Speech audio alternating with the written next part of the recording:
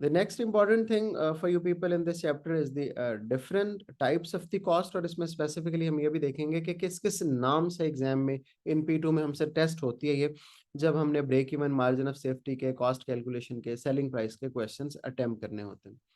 तो very simple, there are few types of cost. एक तो फिक्स्ड कॉस्ट है, the cost that does not change with the units of production. यहाँ पे मैंने लिखा है the cost that does not, that do not change, does not change with the units of production. ये कौन सी कॉस्ट होती है? रेंट फॉर एग्जाम्पल, आपका जो स्कूल है उसमें 1,000 बच्चे पढ़े या 5,000, it does not affect the school buildings rent, वो सेम ही रहेगा। ऐसी कॉस्ट को हम क्या कहते हैं? फिक्स्ड कॉस्ट कहते हैं। Similarly, your teacher's salary, if she is permanent over there, तो बच्चे थोड़े हों या ज्यादा हों, her salary will remain same. It does not make any kind of difference. आप लोग क्लास में 12 बच्चे हैं, वो 15 हो जाएं या 18 हो जाएं, her salary will remain same. This cost is called fixed cost, जो यूनिट्स ऑफ आउटपुट के साथ चेंज नहीं होती। फैक्ट्री का जो रेंट होता है वो फिक्स्ड कॉस्ट कहलाता है। बच्चों, फिक्स्ड कॉस्ट को एग्जाम में बहुत से नाम इसके लिए जाते हैं। फिक्स्ड कॉस्ट को हम ओवरहेड्स के नाम से भी जानते हैं। तो हमसे पूछा जाता है कि ओवरहेड्स कॉस्ट, तो हमें पता होना चाहिए कि वो ओवरहेड कॉस्ट फिक्स्ड कॉस्ट ही होती है। और इसके आगे कुछ टाइप्स भी हैं ओवरहेड कॉस्ट की। मिसाल के तौर पे प्रोडक्शन ओवरहेड्स होते हैं, जो कि फैक्ट्री का रेंट फॉर एग्जांपल, मशीन की डेप्रिसिएशन फॉर एग्जांपल, जिसमें हम चीज़ें बना रहे हैं, प्रोडक्शन ओवरहेड्स होते हैं। इसी तरह मार्केटिंग ओवरहेड्स होते हैं।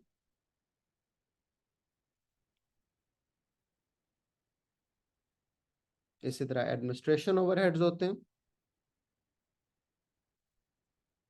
ऑफिस का रेंट, ऑफिस के स्टाफ की सैलरी।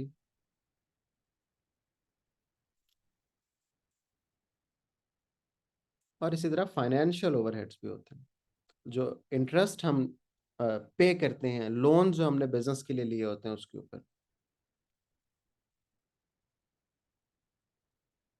तो ये 4 तरह के ओवरहेड्स हैं, ठीक है।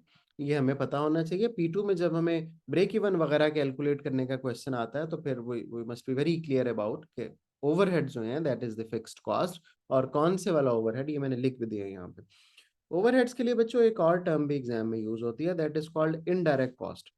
although the definition of the indirect cost is different, जब हम उसको लिखते हैं define differently करते हैं, but for us while we are doing some calculation in A1 and A2, indirect cost is considered as the fixed cost, और paper में भी जब ये given होती है तो indirect cost के नाम से हमने उसको fixed cost ही लेके चलना है। P2 में ही इसका क्वेश्चन आता है कैलकुलेशन करने के लिए। तो हमने लिखा the cost that cannot be directly identified into the product, जैसे कि फैक्ट्री का रेंट है, that can not be directly identified into the ball points that are being made in that factory. जो भी प्रोडक्ट बन रही है उसके अंदर रेंट नजर थोड़ी ना आ रहा होता है, आइडेंटिफाइबल थोड़ी ना होता है, इसीलिए उसको हम क्या कहते हैं? इनडायरेक्ट कॉस्ट कहते हैं। एग्जांपल्स उसकी फिक्स्ड कॉस्ट वाली हमने लिखी, रेंट्स, इंटरेस्ट कॉस्ट, सैलरीज, ये सब इनडायरेक्ट कॉस्ट हैं किसी भी बिजनेस के लिए।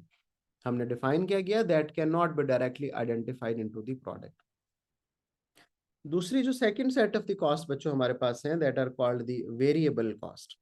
वेरिएबल कॉस्ट कौन सी कॉस्ट होती है? The cost that does changes with the units of product, जो चेंज हो जाती हैं, जैसा कि द रॉ मटेरियल्स। अगर आप एक बॉल पॉइंट मैन्युफैक्चर कर रहे हैं और एक बॉल पॉइंट बनाने में $2 का रॉ मटेरियल लगता है, तो 4 बॉल पॉइंट्स बनाने में $8 का रॉ मटेरियल लगेगा। That cost is called variable cost. हमने यहाँ पे लिखा the cost that vary with the level of output are called variable cost. इसकी एग्जांपल्स कौन सी हैं? रॉ मटेरियल की कॉस्ट वेरिएबल है फॉर एग्जांपल, और भी है। डायरेक्ट वेजेस, डायरेक्ट लेबर भी वेरिएबल होती है। पेपर में जब सवाल आता है तो वेरिएबल कॉस्ट की बजाय एक और लफ्ज यूज हुआ होता है जिसको हम डायरेक्ट कॉस्ट कहते हैं, that is called direct cost. अब ये डायरेक्ट कॉस्ट क्या है? Cost that are directly related with the particular product. हम इसको ये भी कह सकते हैं that can be directly identified, उनका क्लू होता है प्रोडक्ट के अंदर बच्चों। इनको हम क्या कहते हैं? Direct cost. जैसा कि रॉ मटेरियल बॉल पॉइंट का, जो भी प्लास्टिक उसके अंदर इस्तेमाल हुआ है, जो इंक उसके अंदर इस्तेमाल हुई है, जो steel for the nib use हुआ है, that all can be directly identified. तो उसको हम क्या बोलते हैं बच्चों? डायरेक्ट कॉस्ट कहते हैं। Direct cost can also be identified, the cost that can directly identified, ये मैंने लिख दिया। उसकी एग्जांपल्स हैं रॉ मटेरियल्स वगैरह। या direct labour that are called direct cost. Semi variable cost मैंने यहाँ पे लिखी है just for the information, this is not part of our syllabus directly, तो इसको हम जरा स्किप कर लेते हैं।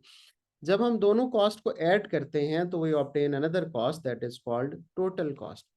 तो total cost is basically the sum of the variable and fixed cost. The formula for the total cost is variable cost plus fixed cost. तो इससे हम इसको टोटल कर सकते हैं। Another cost that is usually asked in definitions from us and sometimes in P2 calculation, that is called marginal cost. वैसे economics वाले बच्चे might have the better idea of the marginal cost from us, हमारे business के student से ज्यादा उन्हें information होगी, but still हम चूंकि पढ़ रहे हैं तो मार्जिनल कॉस्ट क्या है? Marginal cost is the additional cost of producing one extra unit. Additional cost of producing one extra unit, एक जो यूनिट आप और बनाते हैं उसकी कॉस्ट। अगर आप 100 यूनिट्स बना रहे थे,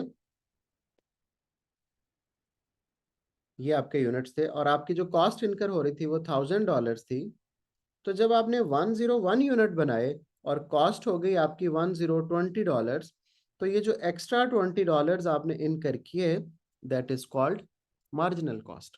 ये जो एक्स्ट्रा $20 आपने इनकर किए that is called marginal cost. इसका एक फार्मूला हम यूज करते हैं, the formula is marginal cost is the changes in total cost divided by changes in output. Change in total cost, जैसे यहाँ पे इसी जो चीज को हमने लिखा, तो टोटल कॉस्ट में कितना चेंज हुआ?